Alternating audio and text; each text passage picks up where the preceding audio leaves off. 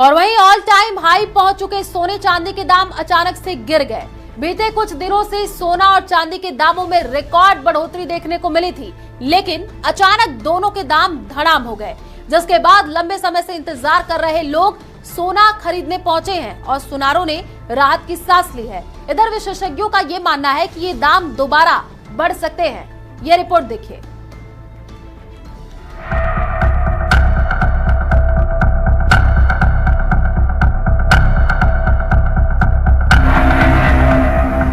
कल्पना कीजिए कि आप एक ऐसी ऊंचाई पर खड़े हैं जहां से सब कुछ सुनहरा और चमकदार दिख रहा है और अचानक पैर के नीचे से जमीन खिसक जाए।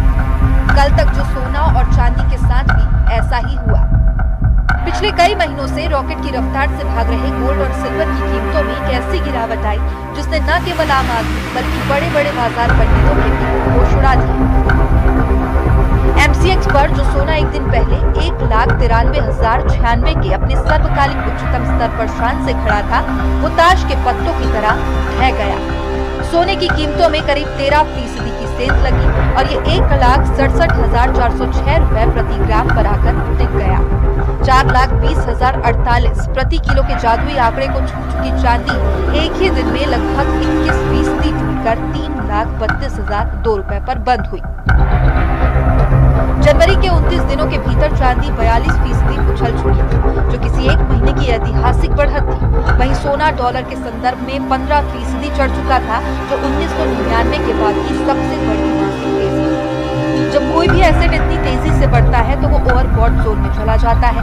विशेषज्ञ मानते हैं कि बाजार बस एक बहाने की तलाश में था।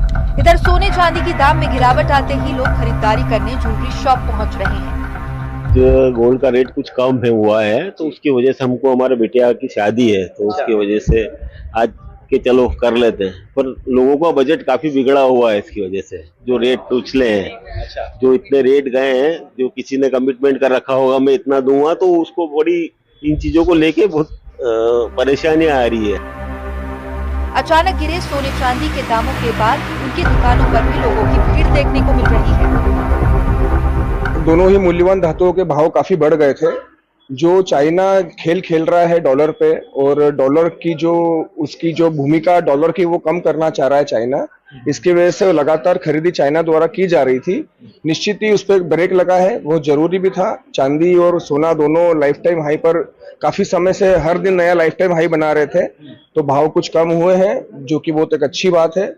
और हम व्यापारियों को उम्मीद है कि भी इससे ग्राहकी और अच्छी चलेगी। अब बड़ा सवाल ये है कि क्या सोने का स्वर्ण युग समाप्त हो गया है, क्योंकि ज्यादातर एक्सपर्ट्स इस बात से इनकार कर रहे हैं। एक्सपर्ट्स की माने तो एक लंबी दौड़ के बाद आने वाला सामान्य ठहराव है। सोने की बुनियादी चमक अभी भी बरकरार है। विशेषज्ञों का मानना है कि सोने और चांदी के लॉन्ग टर्म फंडामेंटल्स अभी भी मजबूत हैं। Bureau report, news 18।